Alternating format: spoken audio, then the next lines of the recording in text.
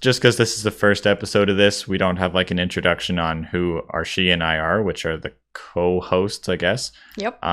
So I have a YouTube channel, hence I'm wearing the hat that has a YouTube logo on it. Greg Hogg is my name. Unless you care about data science, then you wouldn't want to watch it. But Marty knows this stuff probably better than I do. So this episode is going to be largely about that as well. Absolutely. We can't wait. Who the heck are you, Arsh? I am a University of Waterloo graduate. I went to school with both Marty and Greg. And currently I am working in the data world, and I graduated in April. Are you an analyst, engineer, scientist, or something else? One of the above. One of the above. Okay, she's an unknown data professional. Okay. Marty, who are you? Hi, I'm Marty. I'm currently doing my PhD in the University of Waterloo in the Department of Applied Mathematics. And, well, I've known Greg and Arsh for 5 years. We are very old friends. I've known them back when they were non-data scientists.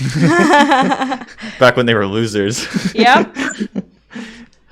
Yeah. Actually, Marty was one of the few people I talked to before university even started, and we kind of became friends even before we met, which was really cool. So before I moved to Canada. Yeah, before. Right, so, and we'll get more into that. Yeah, right away. So Marty, where were you?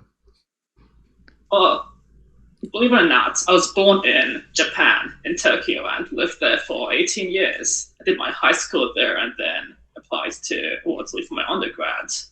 So I've been here in Waterloo for 5 years by now.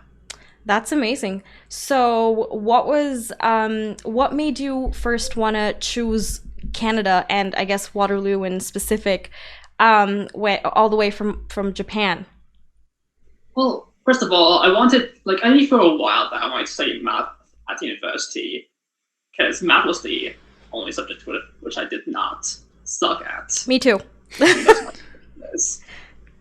And I didn't know what to do math in Japanese, which is why I looked for places outside Japan. And then I finally picked Canada. So I applied to Waterloo and Toronto and got into both. Then I picked Waterloo because its math program has a higher reputation. Yep. Yeah, fantastic. And I mean, I'm glad you chose Waterloo. Otherwise, I wouldn't have known you. We wouldn't have known you. So that's fantastic. That's true. Yeah. So tell us more about life in Japan. So I know nothing about, kind of the school system in Japan, what it was like growing up there. Anything that you'd like to share? Well, I would say Japan's a great spot for tourism. Certainly, it's very technologically advanced, and there are so many attractions. Like, I grew up in Tokyo, and there's so much to explore there. It's a beautiful city. Fantastic, yeah. And what was it like doing your school, like throughout? So you said you've been, in Japan for all your life. So what was it like through primary, high school? What was that like? I'll focus more on the math part because that's what I know the best. I'd say Japanese high school math definitely goes well beyond what Canadian high school math. Yep.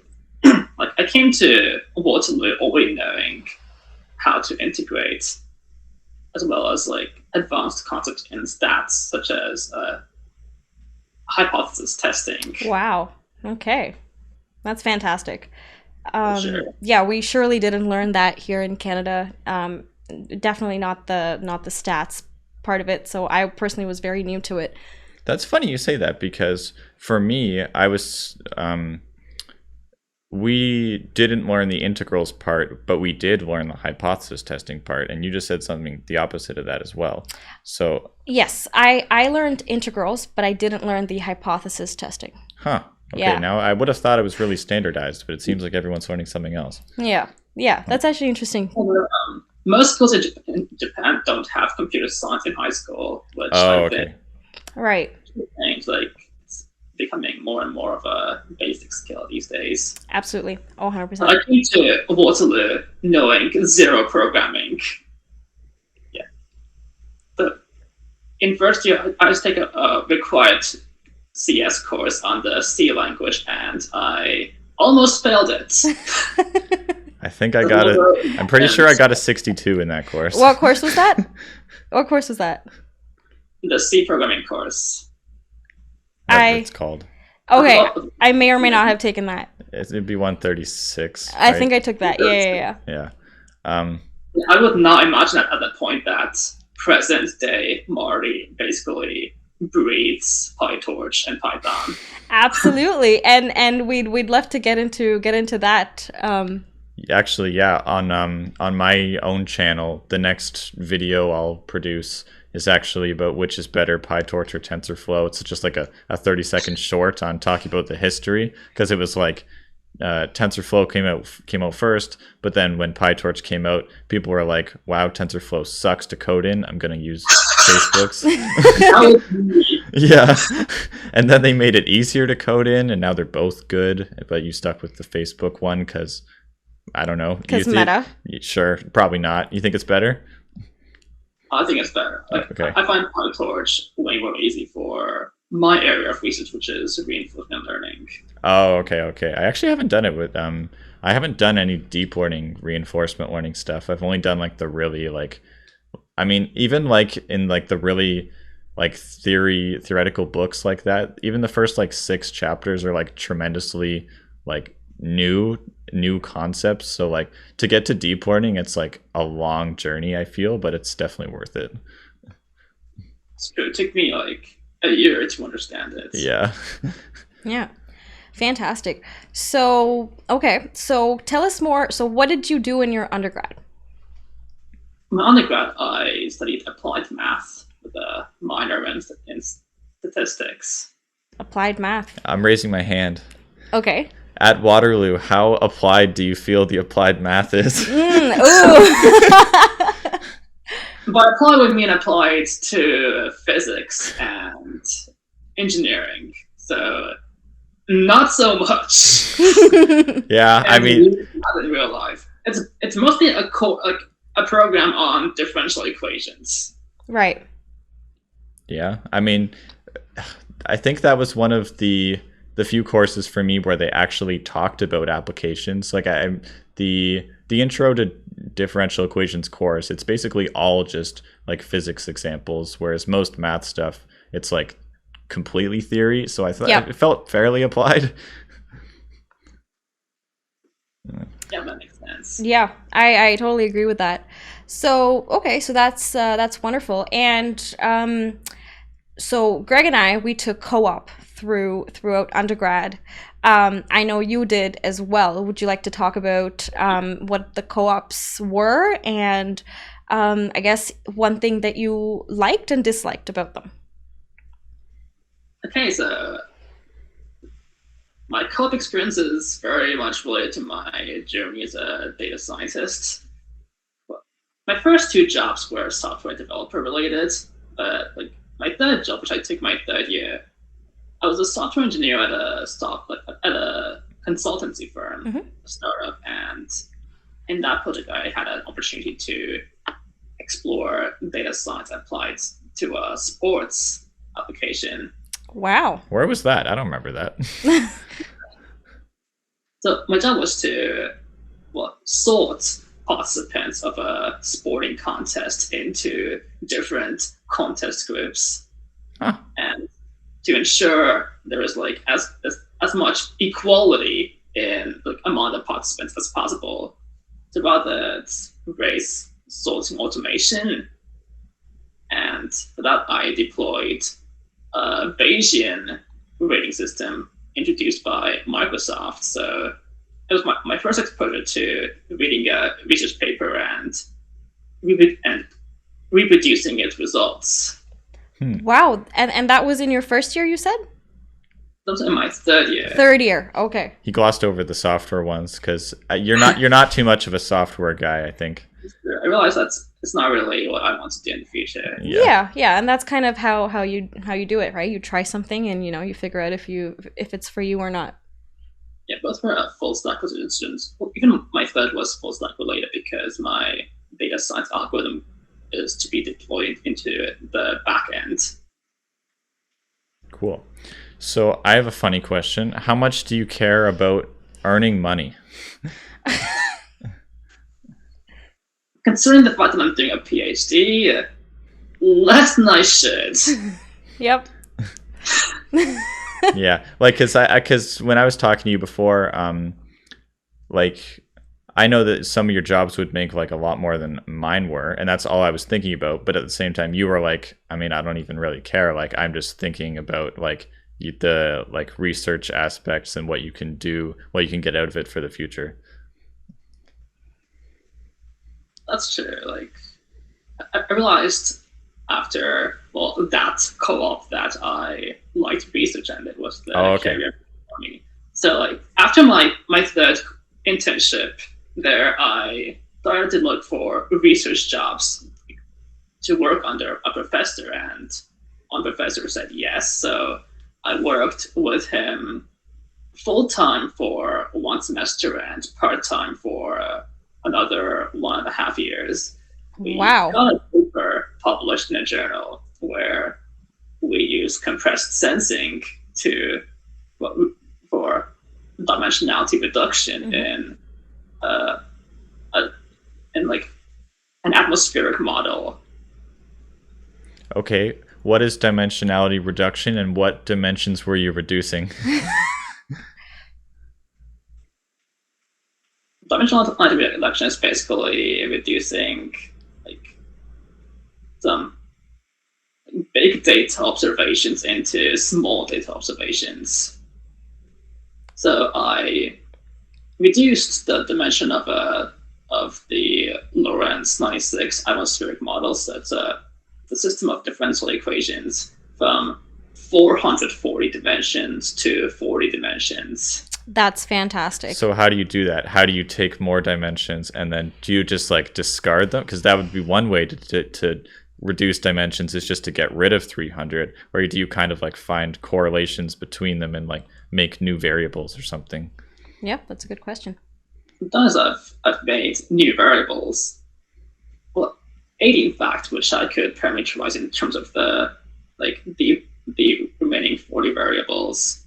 And what I've done is basically the 40 variables I've reduced the model to, we call those large scale processes, and the remaining 400 are small scale processes. So we realize that we could discard those by seeing how they cancel each other out in different ways. So we take its sum and parameterize that as a function in terms of the large scale variables. Okay. Yeah. And so this sounds like a complex, like algorithmically or computationally complex thing. Did you run this like on your laptop, on the company's computers? Is this like on the cloud? This one I ran on my laptop. Really? Okay. So using compressed sensing, which utilizes the fact that we have not too many data points in terms of time. Okay, so it's more so it's big data in the sense that you have a lot of variables, but you don't have that many like observations. So you could do it on like a not too good computer. Exactly. Okay. Okay, excellent. Awesome. Okay, so that was your third co-op. My fourth co-op. Your fourth. Keep track of his co-ops, man. Your fourth co-op. I am having a really hard time. My mind's all into the the dimensionality reduction. So. Oh, you reduced his fourth co-op down to his third co-op. I did. There you go. All right. So your fifth co-op. That one, I worked at a research institute in the field of computer vision. It was an 8-month co-op, and my goal was to deploy computer vision models onto smartphones for video understanding tasks. And well, I enjoyed it, but I also realized that computer vision wasn't exactly my area of research because although it's a really cool field, there isn't much math in it. Yeah. At least what I thought. So you're saying there's not enough math in it? Yeah. Well, at least what I worked on. Right. So Right. yeah, I think the thing is that we're mostly in computer vision, we're mostly past the stages where the math is really developing. I mean, in some senses it kind of still is, but in many, like, we're on to YOLO like V7 or V8 now, and YOLO V1 was really good. So yeah, I feel like it is kind of just stagnate, like the theoretical aspects are stagnating in a way, and it's mostly about just being clever and building bigger and bigger models, I guess. Yeah. We're past the part where these models can be trained using like Google Colab GPUs or Kaggle GPUs. Yeah. Absolutely. Models are too deep. Yeah, I feel like if you were born like 10 years earlier, you'd be like, oh, like I'm gonna develop YOLO and all this mathy stuff. But now it's like, I just, we're past it. Yeah. So, do you find that there's less of a research opportunity in computer vision as compared to reinforcement learning for you? I don't think so. I think there is still so much room for computer vision to evolve. Now Okay. we're transitioning to video understanding and diffusion models. Like these are very new things. So I think the potential is much higher than it was 10 years ago. Yeah, did you hear about that? Do you know the Lenza AI group? Those people? I've not heard of them. I have Okay, not yeah. either. So when the stable diffusion algorithm came out, which for those watching that don't really understand, it's like the you write a text, or you write a sentence describing what kind of image you want produced, and then also video came slightly after in a less good looking form. So what Lenza AI did was just literally use the stable diffusion algorithm to make like different faces of you. Like, so you would just take a picture of your face or something like that, or maybe input a prompt as well, and then they would just give you in like different kind of patterns and weird kind of art ways, and then they would charge you money for it, which I think is really funny, because like that's what we were talking about, like computer vision stuff. It's like it's so far along now, and you can just do these funny things with really sophisticated models. Yep. Yeah, it's impressive, certainly. Yeah.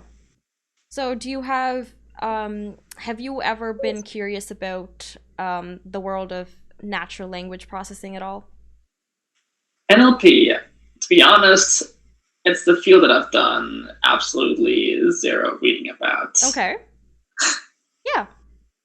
Although I think models like BERT are really cool, and transformers are something that I intend to look at for my research as well. Yeah, because transformers are actually rivaling. I can't keep track of it, but in the last few years, I think on like the standard, what's the data, ImageNet or whatever. Yeah.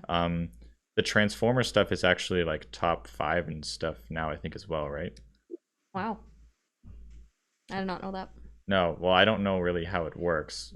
People have shown me some funny linear algebra pictures. I'm like, I have no idea what you're talking about. Yeah. And NLP is the whole idea of linguistics that I get confused with. Yep. Considering English literature was my worst subject in high school. Oh, I know, eh? Tell me about it. Speaking of that, have you had like how was moving over to Canada? And I mean, you spoke English and you obviously speak English, but have you had any difficulties like making friends or like that kind of thing? Not at all. Like, I feel like I fit into society pretty well here.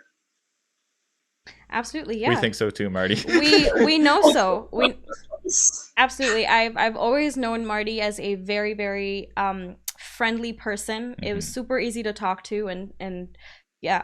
So I don't assume that you had any difficulties. Did you face any culture shocks? Because I know that the cultures are fairly different. So did you face any sort of culture shocks when you first moved here? It's a much more lively environment here, to be honest.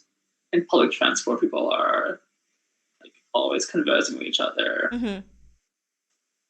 Well, in Japan, in public transport, everyone is silent. I have heard that. Yep. Like, if a phone rings, you can hear it all over the train. Oh, wow. Do you think that Canadians are nice people? I think so. Is that your honest answer? Mostly. Mostly. There you go. I knew there was a little bit of... There's some exceptions. Yeah. There's some exceptions. Well, exceptions everywhere. Absolutely. That's true. All right. Well, that's awesome. Okay. And so you graduated undergrad. What made you want to pursue a PhD? PhD. That's what you said. Well, when I entered Waterloo in first year, like my goal was to just become a software engineer and live a happy life. Yep. But I guess life had other plans for me. You had other plans for life. I had other plans for life. During my third co-op, I realized I enjoyed the aspect of reading research papers and implementing what they have done. And then as I've done more research-related co-ops, I realized my interest for doing research just increased further and further. When I was taking a course on control theory, my instructor, my instructor is my supervisor now, and I asked him if I could opt out of one of the assignments and instead write a report that combines control theory with machine learning, to which he was very enthusiastic. So the area where machine learning and control intersect, it's reinforcement learning. So I've done a few RL experiments for that project, which is a very simple problem. It's a card position problem, and I try out different reward functions and see which one works best. So I wrote a paper which is on an archive now, and that's how I got to also know the professor and develop an interest in reinforcement learning. And that's how I ultimately picked RL as my research focus. Okay, cool. So how would you explain control theory, machine learning, and reinforcement learning to a dummy like myself? And myself. Ourselves. Let's stick to RL. Okay, how do you do most things in life? You do it by failing multiple times and improving a little bit every time. For example, walking when you were an infant. You walked a few steps, you fell down, you walked more steps, you fell down again, and ultimately, soon you learned to walk for long periods of time. It's pretty much what RL is. You interact with an environment, you fail multiple times, you get a little bit better every time, and then finally you learn to outperform in the environment. So that makes sense. Guess an advanced level question / I'm not sure if it's going to turn into a question or just observation, but something right now that people are really annoyed about in machine learning is that while your explanation, of course, is completely true, it can sometimes take algorithms like thousands or 10,000s of iterations just to do something really simple. Like if we were to, like, even if you got like a 10-year-old to go play Pac-Man, they'd be like decent within 3 to 4 tries, and then really good within 20 to 30, 100. But what sucks right now is like you could throw Pac-Man at an AI and it would like be terrible for like 1,000,000 iterations or something, depending on the algorithm. So where do you think AI is headed because of that? I mean, that's true. We're always finding ways to improve the convergence of models to achieving better results, like at a faster pace, and there's always being room for new research and faster models. Yeah. So is that relevant to like what you're doing? Do you think about these kind of things? Yeah. Yeah, my current research project, I developed a new algorithm which does lead to faster convergence than one of the other existing algorithms in a few control tasks. And yeah, I like to think that I'm also contributing to the improvement in that fundamental problem in reinforcement learning. Right. You said fundamental, and that's kind of what I was going to discuss, because I think people like RL because it's considered extremely generic. And I guess some people sort of think about it as a way to like general artificial intelligence, because it's kind of just like a very simple set of rules. What do you think about that kind of discussion?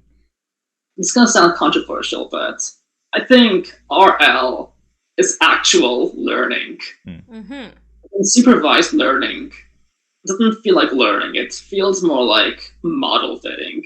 Yeah. Yep. Yeah. It's like, I mean, a lot of books are titled, I guess, like pattern recognition or something. It kind of is what it is. Like you get an observation and then you're like approximate it. Like, okay, it kind of looks like this, so I guess I'll do that. Reinforcement learning. Well, I guess it's also confusing because RL uses a lot of supervised learning, right? It's different. Like you don't exactly learn the environment and fit to it. Rather, we form an abstraction of the environment. For example, a Q function, and we learn to figure that part out. What's a Q function? Super high level. Low level. Medium level. I know what it is, low level, and I wouldn't want to say it, but The Q function, it takes a state and an action as an input, and well, it basically means that if you're at a state S and you apply an action A, then how good is it to apply that action? perfect. How would you describe a state and an action? A state is pretty much like what you are currently doing in the environment. For example, if you're in a maze, then a state represents your position. If you are trying to balance a pole, then the state represents the angle of displacement of the pole from the vertical. So how would you observe a state? Because there's really, it's easy to think about, but then when you actually go to implement these things and you have like a robot, like we as humans probably understand or could observe its state, or at least what it's doing, a lot better than it could. Like how does a robot know what state it is in? Like how does it know what it's doing? Yeah, that's also a very open area of research. We call that partially observable reinforcement learning. It means that we don't have all the information about our current state. So we refer to that as observations instead. It's our approximation of a state. Cool. But I usually use like recurrent Q network. Is recurrent like a recursive algorithm? Like we use an RNN Okay.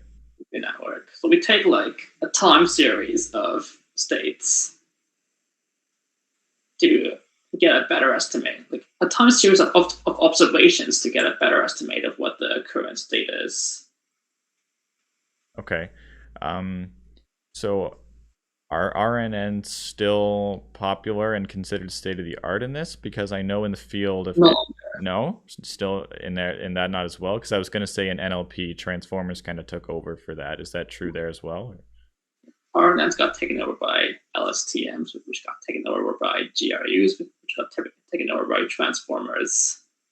Yeah. Okay. Which will get taken over by something else in the future. Definitely. I was planning on creating it tonight. Actually, I'm laying out the framework for it. Good luck with that. That's a very accurate response. That's fair. Marty, have you ever felt the imposter syndrome? I'm doing a PhD. Not really. I think I've gone way past my imposter syndrome phase. Okay. Not during your PhD, during your undergrad.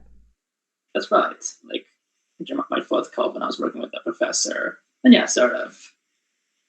How did you deal with it? Well, I essentially learned that, well, the professor chose me because he saw potential in my ability to perform in his lab. And, well, I thought I was doing a pretty good work at very least. So yeah, in my case, just rationalizing it helped as well. Yeah, no, that's fantastic. I know that in new jobs, imposter syndrome is a big, um, big thing that people and employees kind of go through. So yeah, it's good that you don't have that in your PhD right now. It's fantastic to know. Yeah. A question I ask other PhD people, because I think people tend to give a funny answer or unknown. What is a postdoc thing? Like a postdoc, post PhD, postdoc thing? It means that you have finished your PhD, but you still like you choose to work for another professor, like for a professor for like usually 1 to 2 years. And is that paid? Like, is that a job? Yeah, it's like a full-time job. You get paid to do it. Much higher than PhD salary Oh, okay. in most cases. Right. Okay, yeah. So, how did you get connected with the professor that you're working with right now, and what made you think that you want to work with him? I think I mentioned this earlier, but I was in his course, Control Theory. I still don't know what control theory. What are you controlling? Controlling minds? Control theory is the process of influencing a dynamical system to achieve a certain goal. What's the difference between a dynamical system and a standard system? Or is that not? Does that not make any sense? Dynamical system is usually a set of differential equations or difference equations. Gotcha. Okay. Awesome. How would you explain a differential equation? I would not. Right answer. There we go. He just wouldn't. He's just not gonna do He's it. not even trying. So, Marty, does that postdoc thing apply to you? Like you said, you're doing stuff like in research after, or at least during your PhD. What are you doing after PhD? After PhD, I hope to work as a research scientist, either in like, probably in the industry. As of now, I'm not entirely sure yet either. So what's the The Professor Marty. Professor Marty? Did you say you want to be Professor Marty? I mean, I could be. Yeah. I'm not sure either. So, did you? So I believe you had to teach a class as a TA during your PhD. Is that right? I taught first year calculus for engineering students. Cool. So, what was that like? Did you enjoy it? Were there any annoyances? I mostly enjoyed it. There wasn't much breakdowns really. Like I guess the first few times I taught the class, I was a bit nervous. I had like stage fright. Yeah, of course. Yeah, of course. So eventually got used to it. So, I guess like another funny question. The thing that always scares me the most, you said stage fright, and what would scare me is that like to teach a class, I would feel, I know it's not actually true, but I would feel internally like I would have to know like 100% and like so much far beyond in that same sort of concepts to be able to say it back. Like, do you feel like you knew like everything off the top of your head? For the record, I have made a lot of silly mistakes in the chalkboards, and I've got corrected, but it's just changed a lot. Yeah, and that's how you learn, right?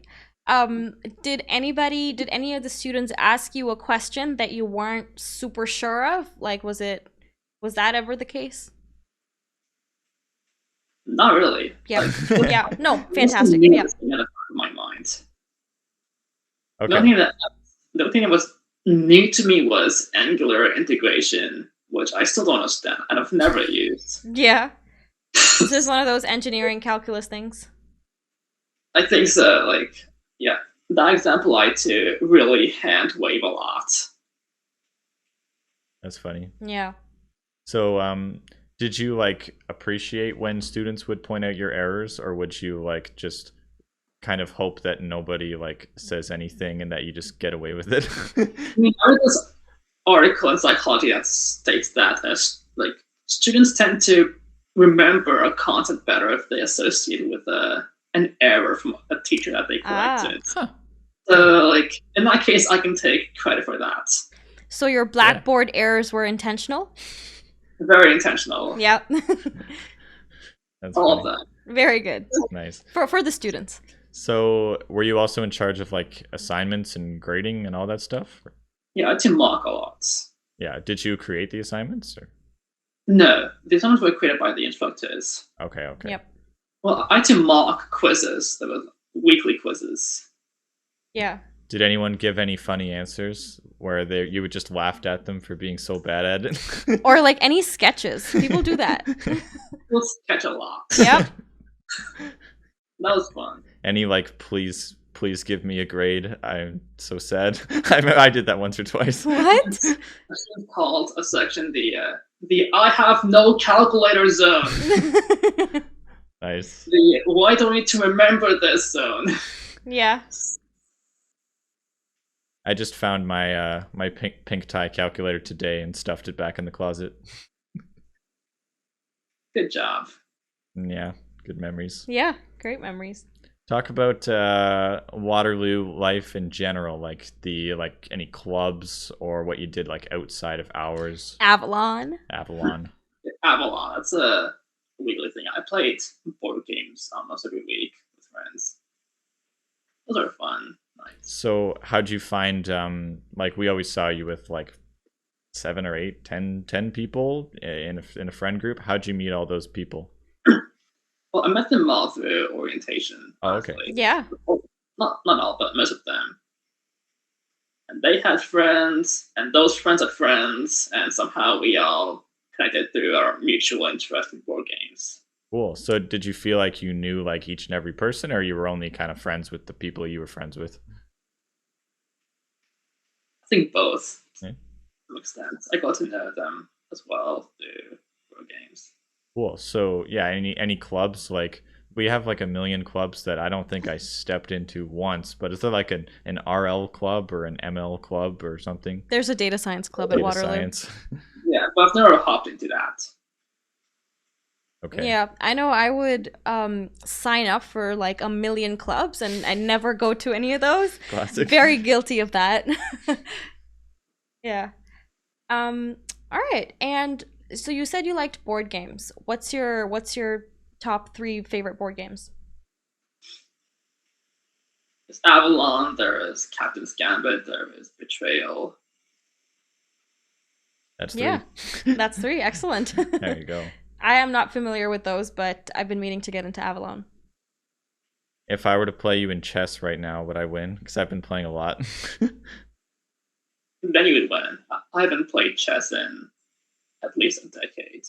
Okay, good. Because I feel like there's this like vibe for like Waterloo Matthew people that were like all head of the chess club or something. I'm like, I never played at all. Yeah, no, I was not involved in the chess I club. mean, we could train RL agents to play chess for us. There you Yeah. go. Yeah, you certainly could. It was only, I mean, when did the DeepMind stuff come out for basically solving that? Like, I think they solved Go back in 2014. so did you like when I did RL a lot, those papers, like that set of papers was really commonly studied. Like what were the AlphaGo, AlphaZero, Mu0? Is that right? I think Mukherjee is the current state of the art. Okay, so did you study like all of that stuff and like implement it? Never say that. I've always focused like a bit lower level on the theoretical stuff. Cool. Did you take any of those courses? So like the David Silver guy, the head of that, I like followed him a lot. Have you seen any of his stuff? Like how did you learn RL, I guess? Well, I learned RL through a book written by Siddhartha Ravichandran. So not the standard one from those 2 Canadian folks? This book has a lot of coding examples, and I feel like the author is really brilliant at explaining complex Oh, okay. stuff. What language was the coding stuff in? TensorFlow, Oh, okay, Aha. okay. Like Python and TensorFlow? yeah, Python, like NumPy. Oh, cool. I should Cool. check that out. Yeah. Thanks for coming on. Yes, Marty, thank you for giving us your insights into the world of mathematics and PhD. No problem. And yeah, thank you. Thanks for spending your time with us. And it was awesome speaking to you.